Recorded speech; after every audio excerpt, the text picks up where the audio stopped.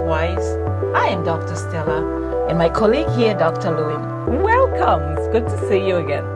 Dr. Lewin, Yes. you're one of those physicians I've known in my life who offers practical solutions to health problems. I can't help just to hear a little more from you because you always have something unique, something practical.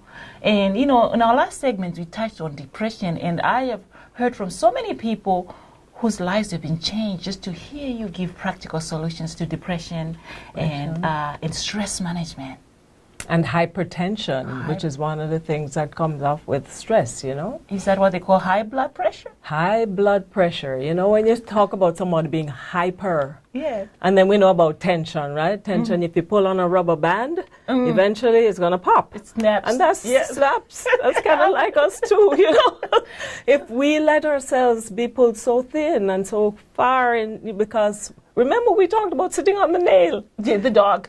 We got to get them off our nail and see if we can get to the bottom of what it is that ails us and deal with it. Absolutely. And because we know that the treatment for hypertension is not necessarily only drugs, in other words, you don't have a deficiency of whether it be lisinopril or Norvasc or whatever the trade name of the particular drug is that you're taking. It's not because of a deficiency why you have high blood pressure. There are other causes. And it can be from within, or it can be from without, but you got to do some things. And I think we can get very basic when we start to talk about how we're going to handle your pressure when it goes up. What is it that's causing it in the first place? Blood pressure is designated as two numbers. The top number, for example, 120 over 80.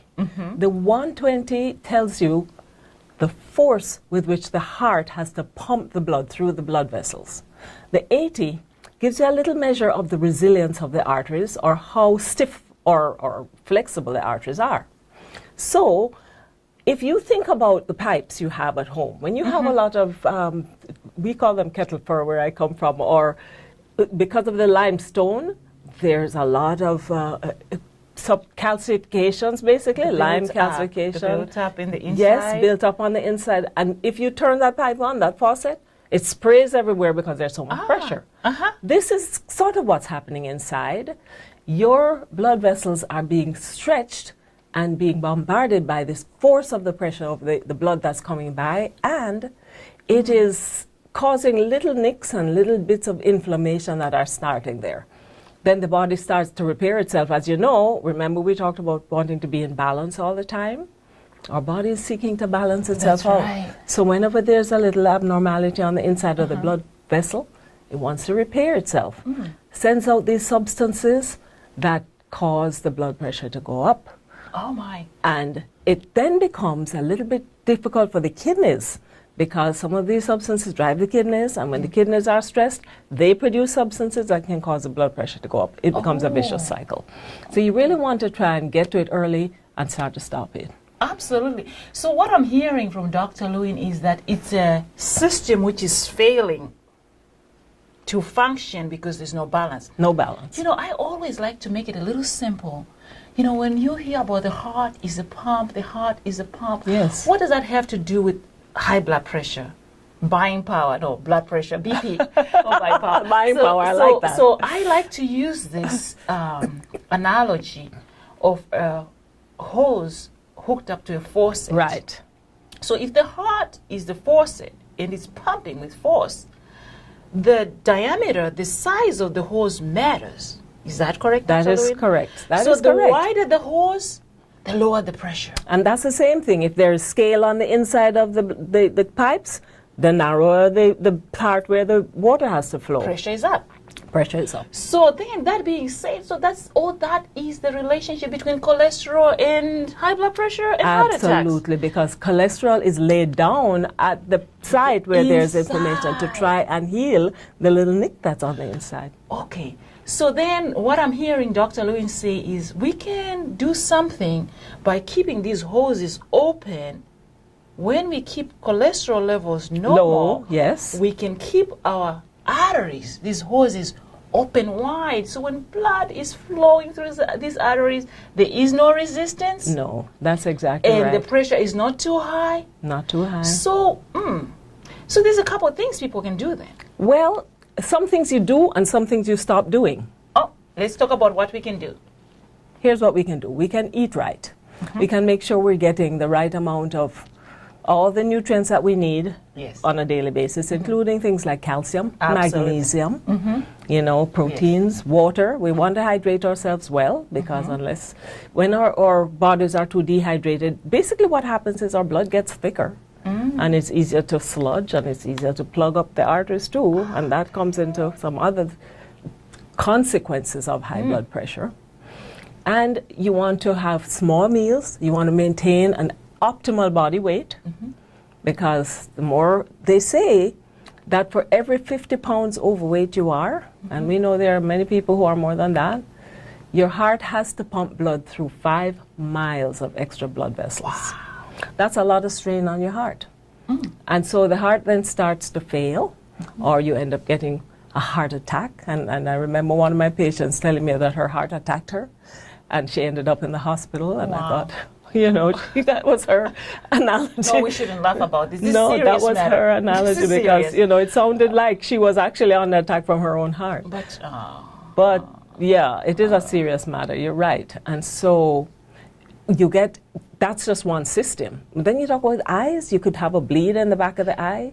You could have the carotid arteries starting to clog up and you get a stroke. What is a stroke? A stroke is when one half of the brain is affected because of a blockage Yes, in Dr. one of your carotid arteries. You are so full of It can also information. be a TIA. Many people hear about TIA. What is that? That's a transient ischemic attack. Ischemia is a word that doctors use to keep their patients in the dark about things that they know. It just means where there's not enough blood flow to a part of the body. That's a So- mini stroke. Yes, it's kind of like a mini stroke.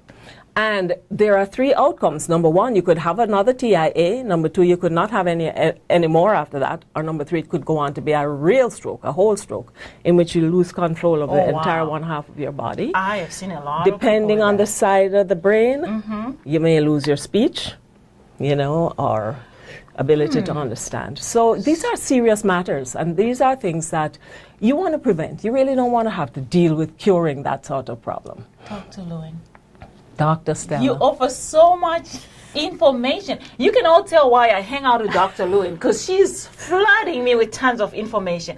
We went from talking about the heart, now we're talking about the brain, the thick blood. Oh my goodness. So you're saying what we eat can affect the heart, the brain, the lungs, the kidneys? Absolutely. The whole 9 yards? Yes, ma'am. And hear about what we don't want to do.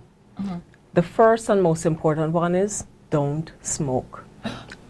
I know that I a said big something bad against a lot of people because That is it's a big really one. hard. That's one of the toughest. That is probably the toughest habit to give up. Because there are so many substances that are in a cigarette and in some of this tobacco to keep you addicted. But still, if you can give that up, that will cut down on a lot of the inflammation that's going on in your lungs, in your heart, in your blood vessels. And really, when you think about hypertension or blood pressure elevation, this is a whole systemic problem. This is not just in one The whole part of your body. Wherever there's blood, and you know, if you cut yourself, wherever you cut yourself, it bleeds. So wherever you have blood vessels, and wherever you have blood vessels, you can have an effect from the pressure. So in your eyes, it could bleed in the back of the eye. The carotids can go. Your heart, your lungs, your kidneys. Very delicate structures in the kidneys that maintain your body's homeostasis. The Remember we talked balance. about the balance. Absolutely. You know? And then the arteries, now the aorta is the main blood vessel that goes down the midline and divides into 2 to go down the legs. A lot of things going on there. If there's too much pressure, it blows out just like a tire. Aneurysm. Aneurysm, exactly. The bulge. Yes. The bulge of the arteries. Yes, a bulge of the arteries. Or it may bleed within the lining of the artery itself. It may not necessarily bulge it out, but you can dissect the artery. And that can be just as bad because it can occur like near the heart and it can cause bleeding and it's very hard to detect. So again, I'm throwing out these things so you know it's a bad disease. It's not a But things condition can be that you good. want. Absolutely. You can do something about it. That's And right. there are some results that you can take. So you tell us about some things. For example, exercise. You are an exercise expert. I am going to touch on that. And before we close please today. touch on it for us and let us Okay. hear. So what I'm hearing from Dr. Lewin is things could go wrong, but for those who are listening today, things can go right. You know, I always say that there's nothing as powerful as the moment, the very moment where we can change direction. Absolutely. You have known a lot of patients. I've known a lot of patients who've said, you know what, I know things could be bad, but I know things can be better. Yes. So let's talk about three things.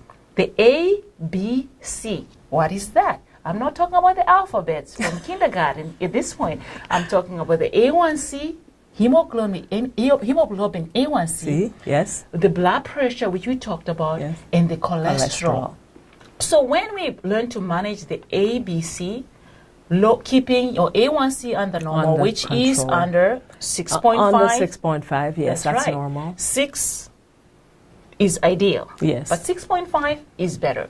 This means that the 6.3 blood is even better. 6.3. This means the blood is able to carry oxygen to the body parts, which you talked about. So you don't have a TIA, meaning there's a shortage of oxygen. So in order to keep the blood flowing, the heart pumping well, the A1C has to be kept under normal because that's how the blood gets thick when a lot of sugar Yeah, is in the blood. that's So the right. relationship between diabetes and high blood pressure and heart attacks and stroke is directly related to the carbohydrates on the plate you talked about. So when we take that plate, half vegetables and fruit, the other quarter carbohydrates. I And think we then should show that protein. plate. Yes, the we plate. can show that In the plate. quarter, Yes. protein. It Yes. means then the A1C is going to be under normal. The blood pressure is going to be under normal because there's not too much damage to the arteries. And cholesterol is kept under normal because what That's right. happens is when the arteries are damaged, cholesterol is not a bad person after all. He comes and he repairs and patches the Yes, damage. yes. But in the process, it piles up things Too in the high. hose. And then the hose, there's no room for blood to flow. And then the blood pressure is up. So what I am here to say is there's a couple things we can do. We can lower our ABCs. We can lower our ABCs by keeping an exercise routine. 30 minutes of moderate activity. 30 minutes, yes. Yes. And that's not hard to do. No. 10 minutes times 3 or 20 minutes and 10 minutes. You know, you can break it up if you want to. And limiting sugary drinks because anytime you take a soda pop and you're adding 500 calories to your routine, if you do Yeah. that 7 days in a row, that's a pound you're going to gain. Absolutely. It doesn't matter how much you're working out, that's a pound you're going to gain. So if you eliminate sugary drinks, add vegetables on your plate, and 30 minutes of activity, those three things can lower the ABCs. That's right. And lower the weight too, you know, and Absolutely, sometimes when you do lose absolutely. weight, it helps. Yes, absolutely. So, Dr. Lewin, you've been very helpful. To our listeners, let us do what we can every day to lower the ABCs. And again, from Healthwise, it's been an exciting moment with you today.